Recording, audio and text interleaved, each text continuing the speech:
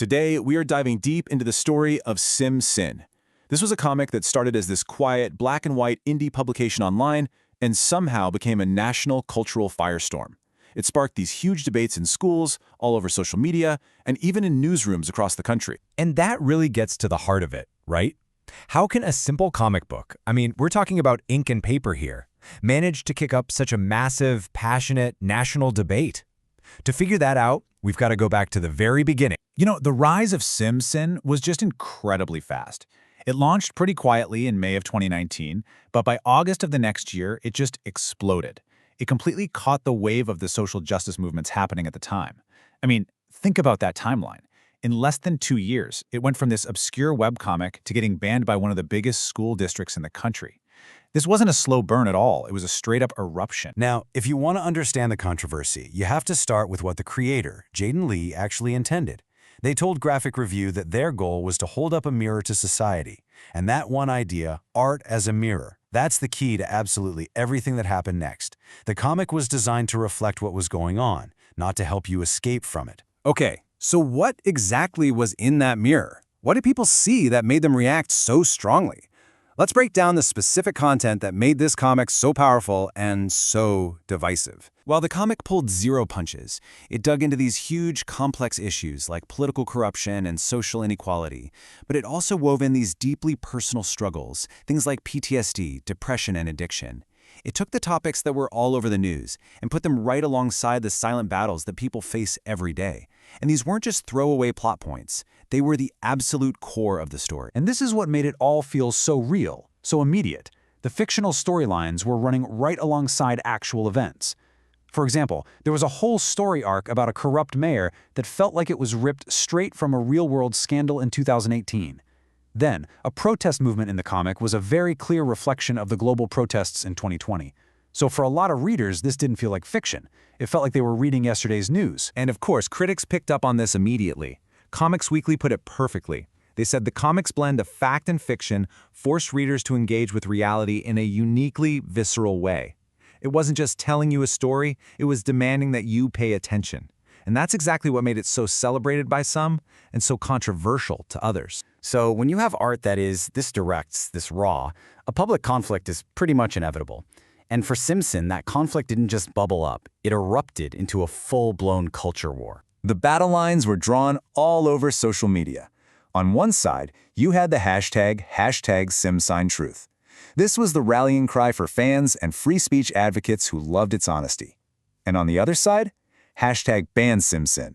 That was driven by concerned parent groups who argued that the graphic content was just not appropriate for schools. The entire messy debate was basically captured in these two hashtags. But here's the really wild part. All that controversy had a totally paradoxical effect on sales. The attempts to ban the comic completely backfired, they just fueled this incredible surge in interest. As the calls to get it censored got louder, sales actually jumped by 45%.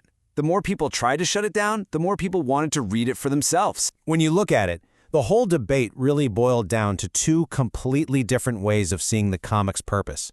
Critics said its portrayal was risky, that it could be triggering, and that it exposed kids to adult themes way too early. But the fans?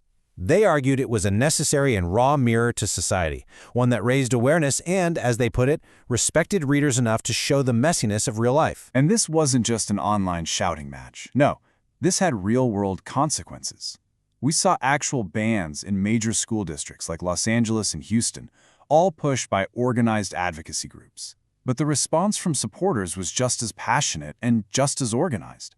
They rallied under the hashtag #FreeSimSin, and they even staged public read-ins to protest the censorship and defend the comic's right to be in libraries. So, once the dust from all the bans and hashtags started to settle, what was Sim Sin's lasting impact? Well, its legacy might just be the most surprising part of this whole story. As the cultural critic Dr. Angela Ramirez put it, Sim Sin didn't just tell a story, it broke the mold. It showed everyone that comics could be these incredibly powerful tools for creating empathy and awareness. And that inspired a whole new wave of creators to start tackling these tough subjects themselves. In fact, its influence became so clear that people started calling it the Sim Sin effect.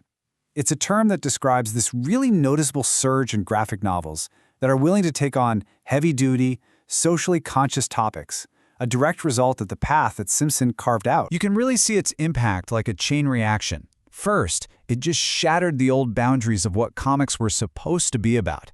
That, in turn, gave a whole new generation of creators the courage to tell their own tough, authentic stories. And the biggest irony of all? The very campaigns to ban it forced schools to move beyond just saying yes or no and actually create smarter, more nuanced policies for handling challenging material. So in the end, Simpson did way more than just sell a lot of copies. It forced a really important and necessary conversation right into the mainstream. A conversation about where we, as a society, draw the line between artistic freedom and social responsibility. Which brings us right back to that original idea from the creator, Jaden Lee. The comic was meant to be a mirror. The story of Simpson proves, without a doubt, that art can and does reflect society.